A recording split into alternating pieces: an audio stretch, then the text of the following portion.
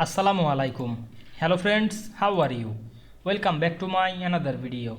In this video I am going to show you how to remove shadow to text in Apple Keynote.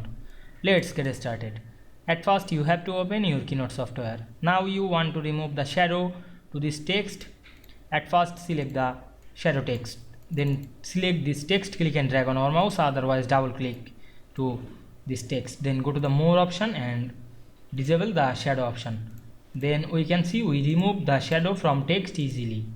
You can add another effect, go to again the more option, you can add another effect easily like this text background, strike throw, etc. Now we can see we remove shadow to text very easily. I hope you enjoyed my video. Please like, comment, share and subscribe my channel. Thanks for watching.